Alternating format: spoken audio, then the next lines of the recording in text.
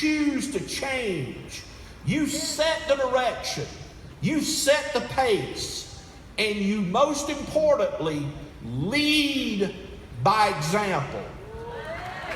The third key, the third principle I want to talk to you about is focus on what you can control. See, too many people spend their whole life in their sphere of interest. What I'm interested in. What, if you listen to, right now we've got this crazy presidential election going on. The number of people, the last time I checked, and I checked my emails right before I came out here, the president has not called me on what to do in the Middle East. I know that's shocking. I know it's stunning after you've heard me speak that he has not called me, but he hasn't. I have zero influence over that. I have less probably than zero influence over that. But what I have influence on is really, when you get to the bottom line, two things. And it's the same two things you have influence over. Your attitude and your activity. How I think, what I do. And so you've got to spend your time more, not in your sphere of interest, but in your sphere of influence, where you're focused on the things that you can do. Focus is critical. If you want to be a great leader, you've got to be focused. You've got to know what the goal is, and you've got to be focused on taking steps to be that goal. Most people in life, and I hope this translates well to all of you because it's a great analogy. Most people in life have the focus of an octopus on roller skates, which is a whir of activity, 8 legs on roller skates going no direction. In life, as a leader, you've got to be very focused. You can't be a mile wide and an inch deep. You can't do this for 2 seconds, that for 2 seconds, that for 2 seconds. You have to decide what is the main thing today. What is the thing that I have to get done before I go to sleep tonight? If it's, I'm going to make 10 contacts today, make 10 contacts today. If it's going to be, I'm going to finish this book that I'm reading that is making me a better person, do that. If it is, I'm going to work on my physical self. If it's going to be, I'm going to learn more about our products. Whatever it is, you've got to know what the main thing is, and you've got to get that done. You've got to focus like crazy, because what you focus on grows. If you focus on problems, they're going to grow. You got to focus your efforts on what is going to build your business and going to make you more successful. I believe one of the keys to that is you got to work. The further up you go, and for the leaders that have a bigger team now, you got to work hard to simplify your message, simplify your approach. I believe you've got to simplify if you want to multiply. The further up you go, the bigger you get, the more focused you have to be. Focus diffuses the further down it goes from the top. I had a great professor in my MBA program, a Dr. T.P. Hall, who gave us the example of a gear mechanism. That if you're the big gear at the top, and then all the little gear ratios go down from there to the smaller gears at the bottom. The point he made was, when you get to the top, you can't be thinking out loud all the time, because when the leader makes a little move, by the time it gets to the bottom of the gear mechanism, those gears are spinning. then you turn back the other way, then you turn this way, and the teeth on the bottom are breaking off because no one knows what the focus is. The leader has to be focused. The leader has to decide what the main thing is and communicate that constantly over and over to the team. This is a business. If somebody said, define what this business is in a sentence, I'd say it's team building. It's coaching. If you want to live a dream, you got to build a team. That's the way life is. You've got to build people under you, and that means you've got to become great at focus. You've got to become great at communication. Fourth principle is you got to develop a peaceful core. The great Norman Vincent Peale said, a peaceful mind generates power. And if I've learned anything, that is the absolute truth. I have been through storms. I ran a business, Rick and I's business that we ran was a very profitable division of Citigroup when the economy collapsed, and they collapsed on our head. So we had this division. We knew we were responsible for saving 2,000 jobs in Duluth, Georgia, and people's businesses all over North America. And it was insane. We were trying to get a deal done when deals weren't happening. We were trying to make something happen when everybody we met with in 2009 said it's impossible. It can't happen. There's no way. Deals won't happen. And when you're in the storm of life, you've got to have a peace. You've got to have a place you can go to where you are the calmer. The leader, I see the world now, particularly in the political world, and so it seems like now, quote unquote, leaders, if there's a small fire going, they throw gasoline on it to make it bigger. The reality is leaders are calmers. Leaders are uniters. Leaders make things better, not worse. And to do that, you've got to have a peace. Whether you find that through reading, through your religion, through gardening, which helps me a lot, you got to be the eye of the storm. When a tsunami hits, in the heart of the tsunami, it is very calm. The eye of the storm is calm. That's what the leader has to be. And that means you've got to be good at keeping everyone around you when things go bad. And if you're in business, guess what? It's like this. Things will go great, and things are never as good as you think they are when you're growing like crazy. And they're not as bad as you think they are when you're going down. It's somewhere in between. And you, as the leader, have to be a calming force. For years running a company, people would come up to me and go, John, we have a crisis. Oh my Lord, we have a crisis.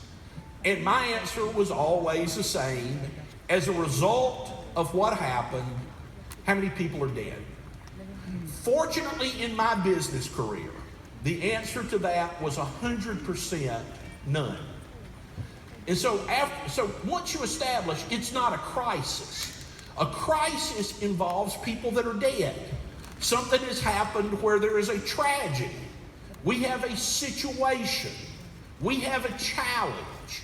We have an issue. We don't have a crisis. The leader has to be the rock. The leader has to be the person that people can count on. The leader has to be the person. Look, a leader is needed when it's challenging. I've said many times, and it's the reason Rick and I have such a bond.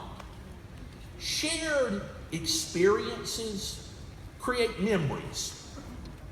Shared struggles create bonds.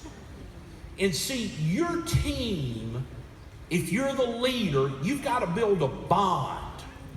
You've got to build a camaraderie. You've got to build a group of people that will fight together and will stay together. And when things get challenging, will pull together and be a family, be a team, be a business together. Look, life is short. One thing we have in common in this room, despite all the differences, different languages, different accents, different everything, the one thing we have in common is 100 years from now, 100% mortality. We are all moving daily toward an event we'd just as soon not attend, where we're the guest of honor down front that we don't want to be at. Because life is that way. It goes fast. I can't believe I'm almost 59 years. I can't believe it's 40 years ago that, I was a part of the class of 1975 from Newton County High School. That seems like yesterday. I had a Chevelle Malibu 1969 car. I, got pictures of me. Boy, it's amazing how young and how much hair I had. It's amazing how fast time goes on all of us. You gotta go for it. What are you waiting for? What are you waiting for? What are you waiting for in your life? People go through life with, I'm going to get around to it. I'm going to let it go when the kids are grown, when I pay off this bill, if you're waiting for the circumstances to be right in your life to go for it, I got bad news for you. The circumstances will never be perfect. This is not a dress rehearsal for life. This is your life. The ball is laying where it's laying. You got to decide that you're going to let it go, that you're going to get after it, that you're going to be excited. You're going to look for the good, not the bad. You're going to look for the positive, not the negative. You're going to look for what's right, not what's wrong.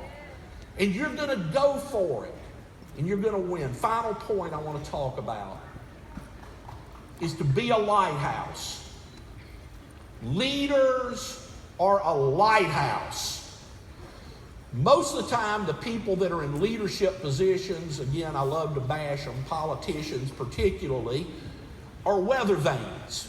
Whichever way the wind blows, that's what the polls say, that's what I'm saying today.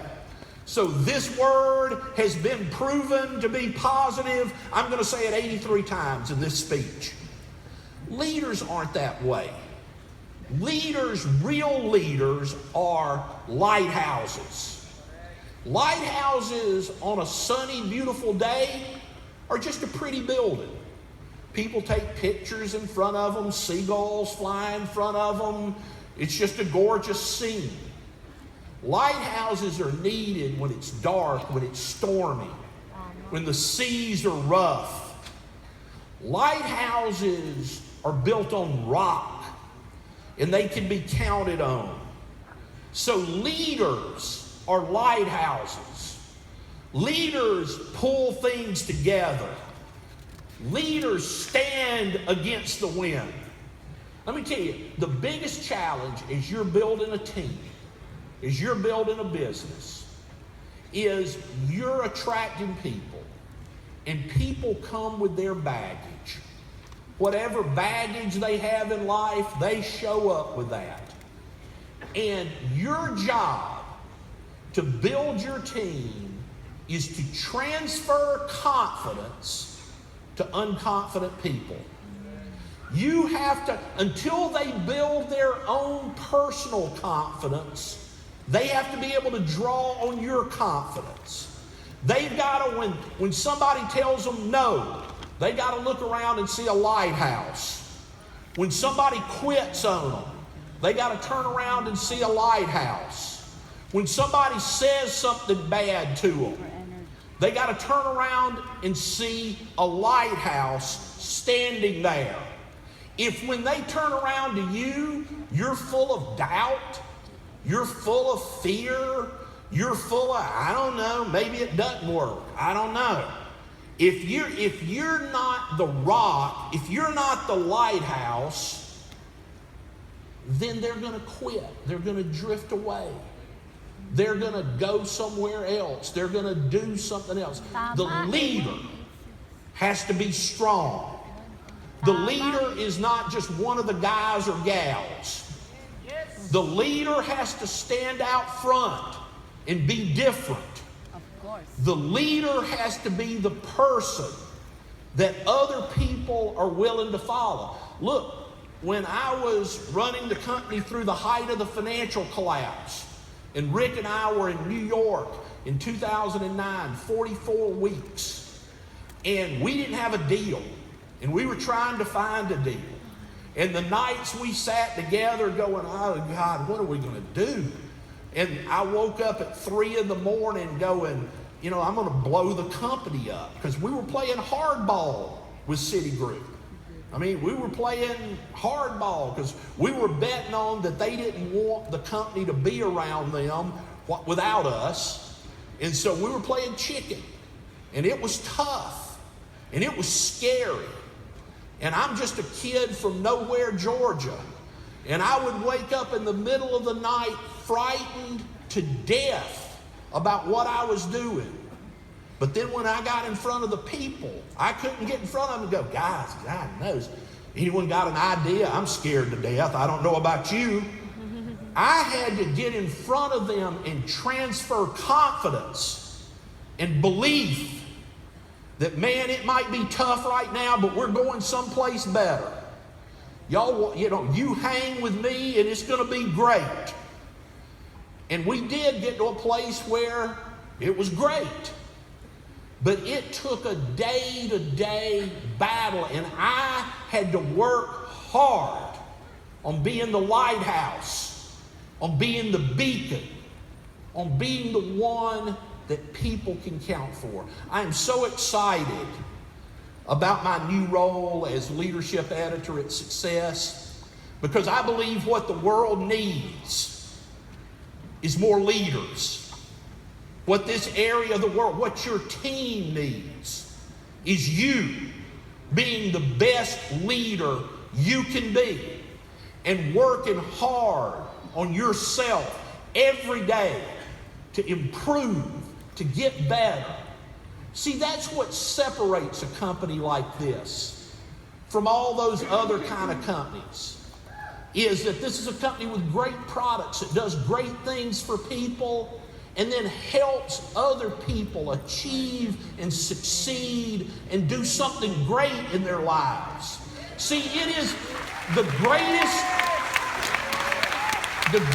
thing in the world is to be able to work with somebody that starts out scared to death and unconfident, and then watch them over time grow and develop and become somebody great.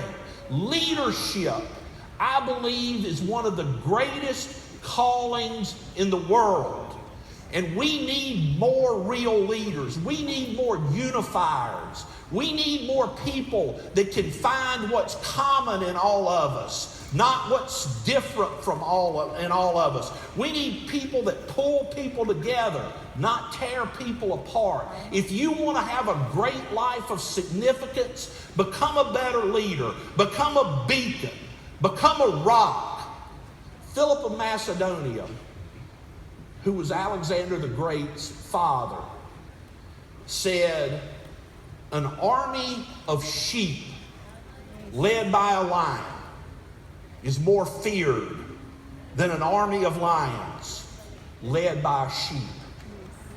See, if you want your team to grow and become something great, you got to be a lion. You got to be a leader. Life is too short for small thinking and small dreams. You need to make a decision that you're going to be a beacon, a rock. When you get knocked down, you got to get back up. If you can see up, you can get up. If you can, you've got to look inside yourself every day and find the fire to go do it one more time, to pay the price one more time, to lead your team one more time. I'll see you at the top, team, because the bottom sure is proud. Thank you.